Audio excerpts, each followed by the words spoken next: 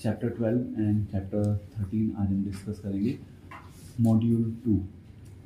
तो चैप्टर 12 में भगवान कृष्ण ने दो सब्जेक्ट्स के ऊपर डिस्कस किया है। सबसे पहले तो अर्जुन ने भगवान से प्रश्न पूछा है पेज नंबर 439 पे। तो अर्जुन ने पूछा, जो आपकी सेवा में सदैव तत्पर रहते हैं या जो अव्यक्त निर्विशेष ब्रह्मा की पूजा करते हैं, इन दोनों में से किसे अधिक पूर्ण सिद्ध माना जाए। तो यहाँ पे अब अर्जुन ने भगवान से प्रश्न पूछा।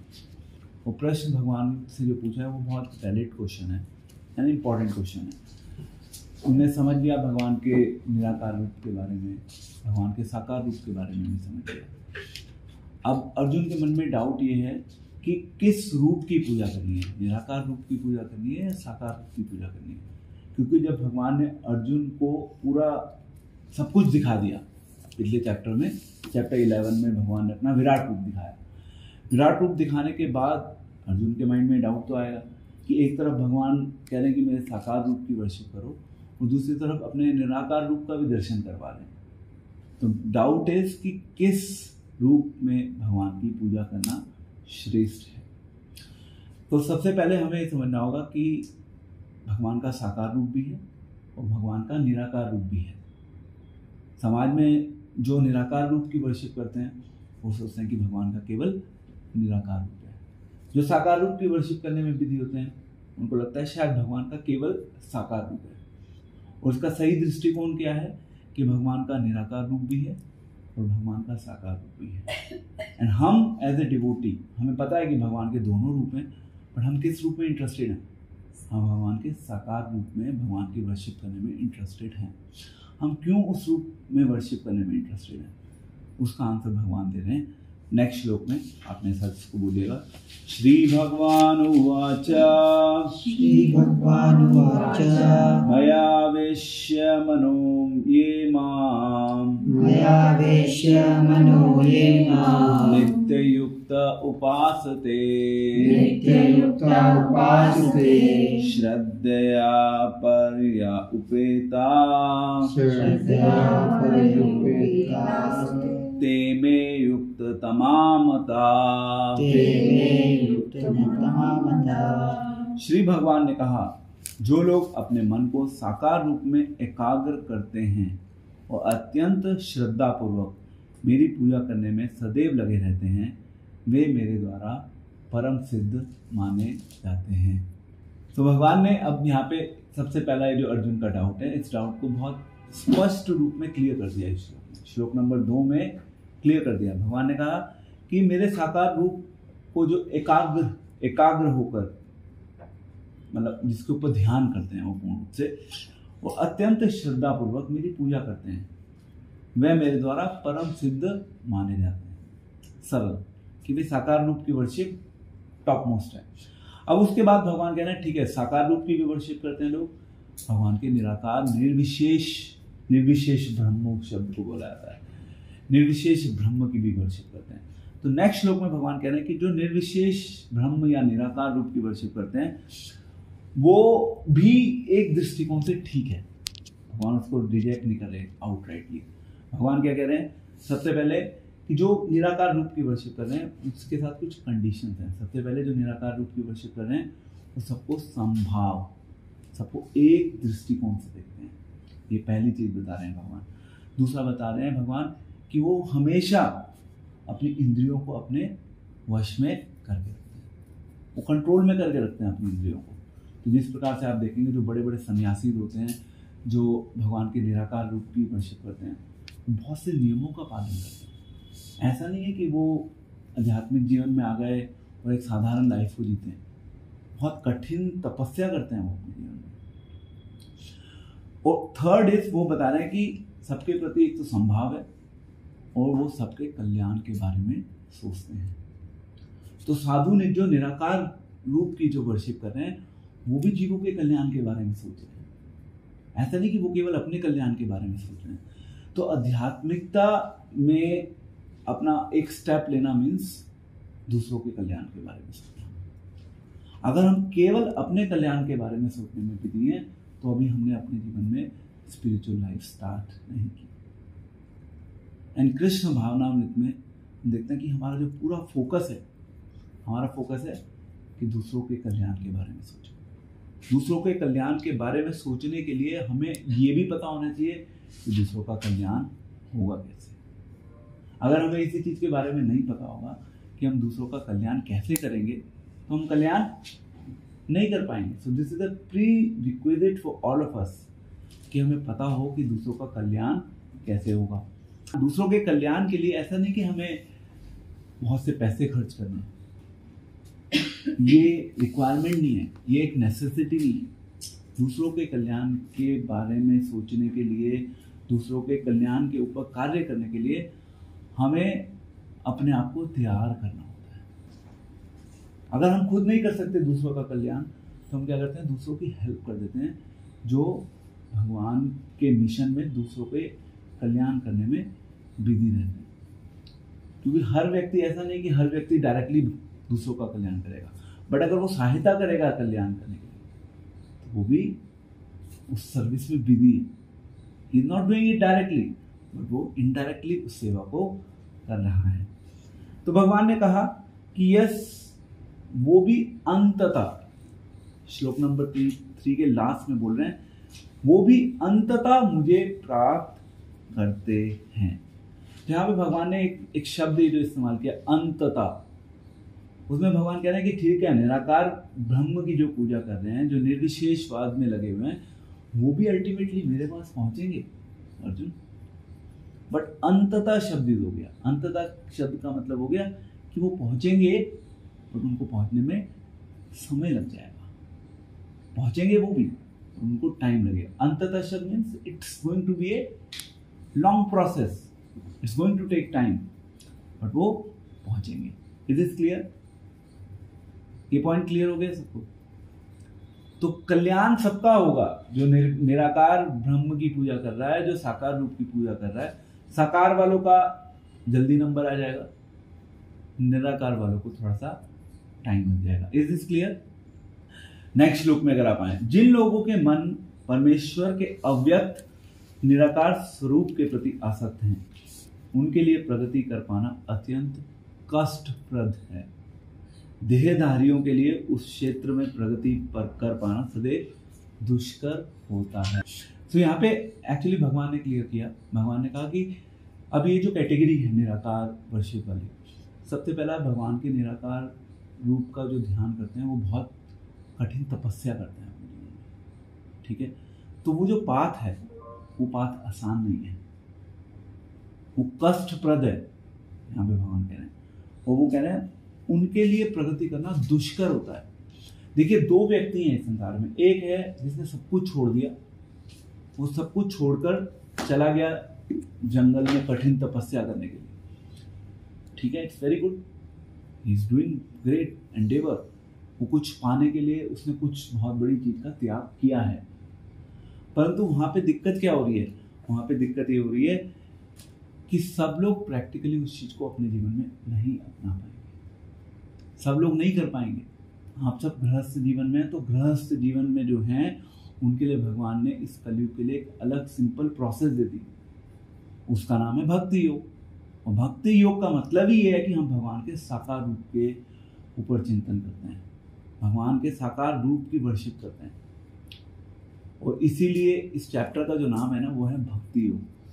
ये लास्ट चैप्टर है उसका, हमारा जो 7 to 12 की सीरीज है, जहाँ पे भक्ति योग का फोकस है केवल। यहाँ पे भगवान इस चीज को क्लियर कर रहे हैं। अब इसमें जब हम आगे जाते हैं, अगर आप आगे के श्लोकों को देखेंगे तो वहाँ पे फिर नेक्स्ट श्लोक में फिर भक्ति की बात कर रहे हैं 6 and 7 में कि भक्ति जो करता है वो किस प्रकार से अविचलित रूप से सब चीज़ों को मुझे समर्पित करके निरंतर मेरी भक्ति मेरी सेवा में लगा रहता है। वो कहते हैं मैं उसका शीघ्र उद्धार करता हूँ। भगवान अगेन भक्ति की जो इम्पोर्टेंस है उसको दोबारा से स्ट्रेस कर रहे हैं श्लोक में। एंड देन उसके बाद नेक्स्ट जो शुरू होता है, नेक्स्ट बहुत अच्छा डिस्कशन शुरू होता है। अगर आप श्लोक संख्या 6 से लेकर श्लोक संख्या 12 तक डिस्कस करें, मतलब you can see page number 444 से शुरू हो रहा है। 444 में सबसे पहले भगवान बात कर रहे हैं किसकी? सबसे पहले भगवान बात कर रहे हैं भक्ति की। उसके बाद नेक्स्ट श्लोक में भगवान बात कर रहे हैं कि अगर आप भक्ति नहीं कर सकते डायरेक्टली तो बुद्धि के द्वारा मुझे समझने का प्रयास करो।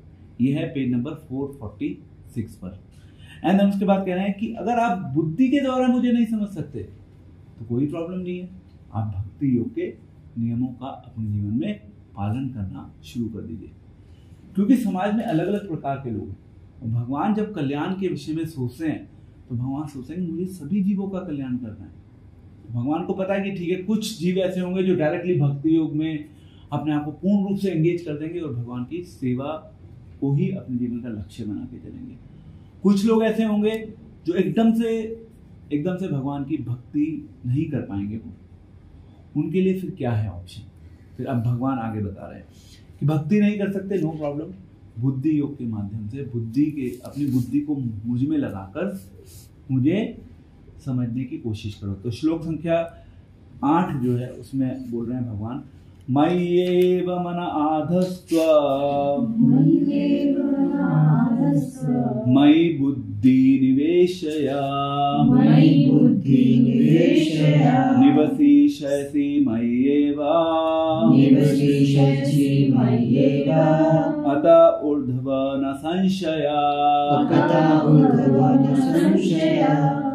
अनुवाद, मुझ भगवान में अपने चित्त को स्थिर करो और अपनी सारी बुद्धि मुझ में लगाओ, इस प्रकार तुम निस्संदेह मुझ में वास करो।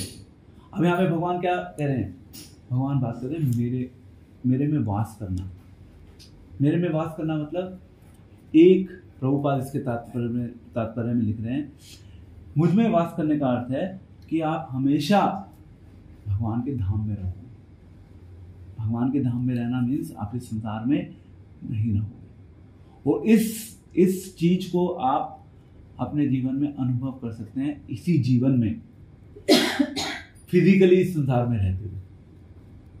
ये पॉसिबल है और ये एश्योरेंस दे रहे हैं भगवान। और फिर जब हम ट्रेंड हो जाते हैं तो फिर हम उसी चीज में पूर्ण रूप से वास करने लगते हैं। फिर वो जो डिवोटीज होते हैं भगवान के शुद्ध भक्त, वो अपने आप को इस संसार से पूर्ण रूप से डिकॉन्टैक्ट कर लेते हैं।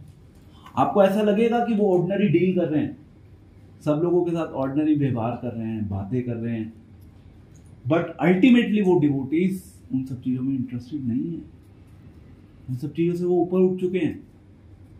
वो आप जब उन डिवोटीज के बिल्कुल क्लोज कनेक्शन में जाते हैं और अगर आपकी खुद की चेतना विकसित होगी तब आप उस चीज़ को समझ पाएंगे, नहीं तो आप नहीं समझ पाएंगे। आपको सब चीज़ें ऑर्डिनरी लगेंगी।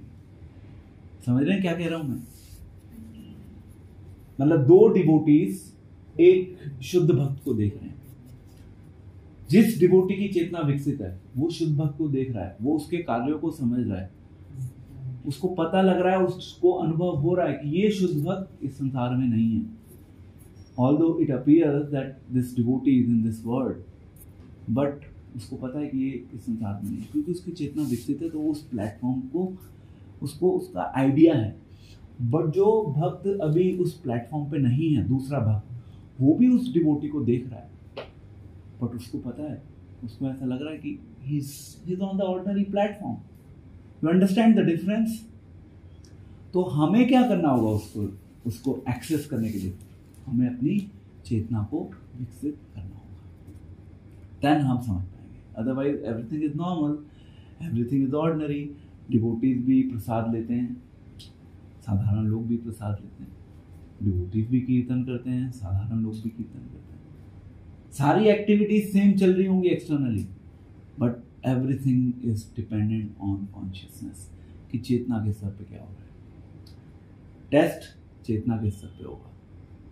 एक्सटर्नल एक्शंस, तिलक लगाना, धोती कुर्ता पहनना, कंठी पहनना, ये सब बाह्य है जो एक एज ए वैष्णव आवश्यक है। हम ये नहीं कह रहे वो गलत है, बट अल्टीमेटली विकसित तो चेतना का होना जरूरी है।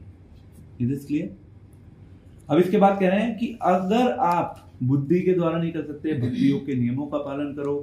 देन बात भगवान कर रहे हैं कि ठीक है, अगर आप भक्ति योग के नियमों का पालन नहीं कर सकते, देन नेक्स्ट कह रहे हैं कि आप कर्म करने का प्रयत्न करो। किसके लिए? मेरे लिए कर्म करो। नेक्स्ट श्लोक में 10वें में कह रहे हैं। और उसके बाद कह रहे हैं कि अगर आप मेरे लिए कर्म नहीं कर सकते, कोई प्रॉब्लम नहीं है। कर्मों के फलों को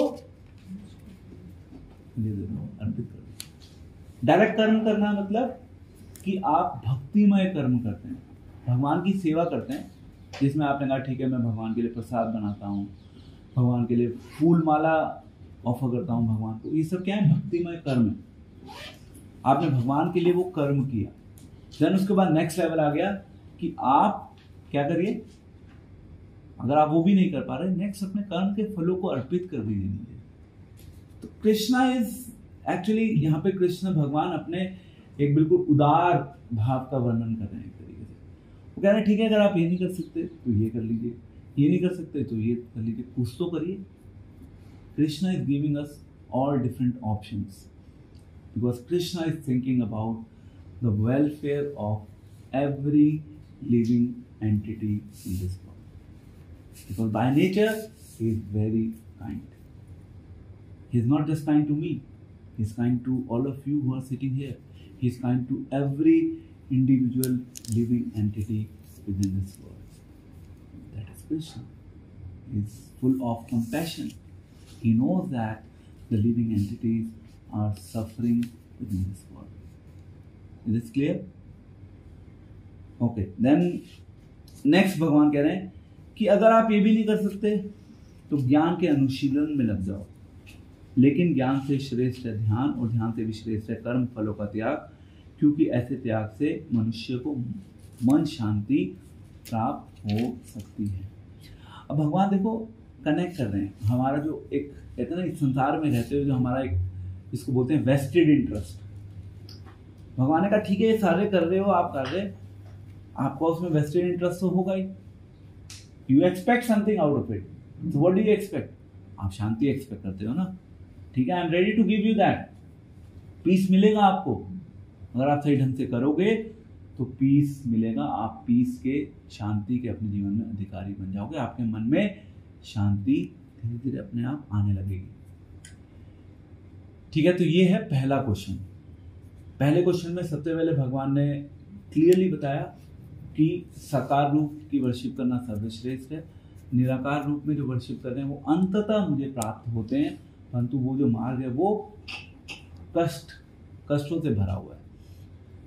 एंड देन उसके बाद आगे भगवान ने बताया कि अगर आप ये नहीं कर सकते तो ये कर लो, ये नहीं कर सकते तो ये कर लो, but do something, at least do something, otherwise you will be rotten with in this material world, which Krishna doesn't want.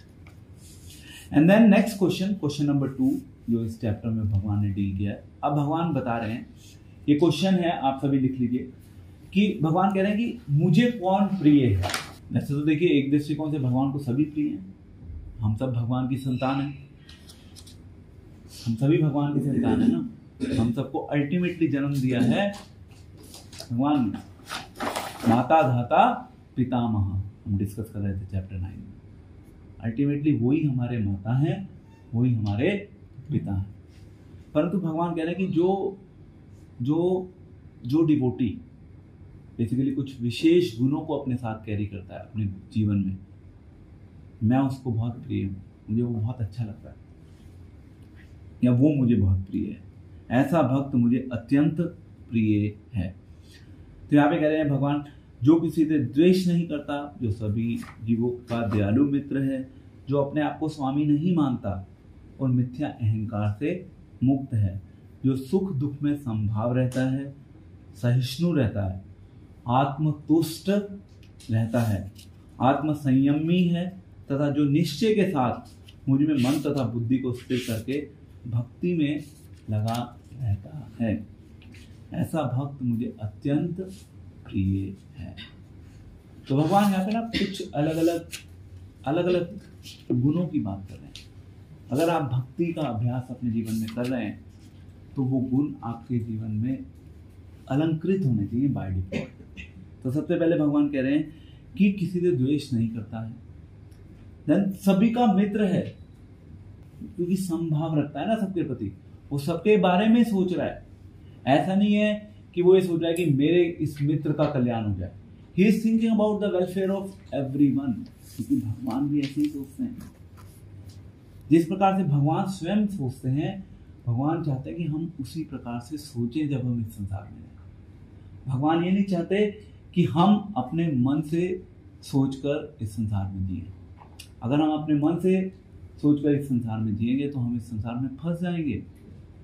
भगवान चाहते हैं कि हम अपनी ऐसी चेतना विकसित करें कि जिस प्रकार से भगवान सोचते हैं उसी प्रकार से हम सब भी सोच सकें। It's important. अभी चैप्टर 13 में इसको हम डिटेल में डिस्कस करेंगे। ये आपने बताया था श्लोक कौन से 20 से ये 13 से 20 तक 30 से ये पूरा चैप्टर का जो रिमेनिंग पार्ट है उसमें ये डिस्कस किया गया है। फिर भगवान बात कर रहे हैं कि अपने आप को स्वामी नहीं मानता। स्वामी नहीं मानना मतलब ये भावना नहीं होनी चाहिए कि ईश्वर अहम अहम हो, I am at the top. उसके लिए क्या करना होगा? अपने अहंकार को नीचे गिराना होगा। अब उस अहंकार को नीचे गिराने के लिए हमारे अपने प्रयास काम नहीं करते जब तक हम भक्ति योग का सहारा नहीं लेते, या दूसरे शब्दों में जब तक हम भगवान की शरण ग्रहण नहीं करते। क्योंकि भगवान की शरण जैसे हम ग्रहण करेंगे तो हमें पता चलने लगेगा कि हमारी तो वैल्यू ही नहीं है कुछ। जब तक हम भगवान से जुड़े हुए हैं तब तक हम भगवान के दास के रूप में अपना जीवन जी सकते हैं। And that is the best proposition exist for us in this world. पर जैसे ही अपने आप को हमने भगवान से डिस्कनेक्ट कर दिया, हम इंडिपेंडेंट हो गए। जैसे ही हम इंडिपेंडेंट हो गए तो हम ये सोचेंगे कि yes, how I can enjoy this world. मैं किस प्रकार से इस संसार को भोग सकता हूँ। और जब ये सोचना शुरू कर देते हैं तो हमारे अंदर अहंकार आने लगता है। वो अहंकार हमें इस संसार में बांध देता है। तो इसीलिए हमें कृष्ण को अपने स्वामी के रूप में एक्सेप्ट करना है। एंड देन धीरे धीरे धीरे धीरे हमारा जो अहंकार है उस अहंकार का छेदन होना शुरू हो जाएगा। ठीक है। एंड देन यहाँ पे संभाव की बात हो रही है। सहिष्णुता, आत्मसंतुष्ट, आत्मसंयमी और निश्चय के साथ मन तथा बुद्धि को स्थिर करके भक्ति में लगा रहता है। भक्ति योगी जो है, भक्ति योगी जो भी भक्ति का अभ्यास अपने जीवन में कर रहे हैं उनको इन गुणों को अर्जित करना है।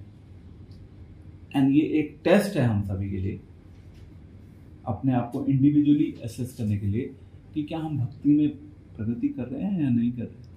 अगर हम भक्ति में प्रगति कर रहे होंगे तो फिर क्या होगा?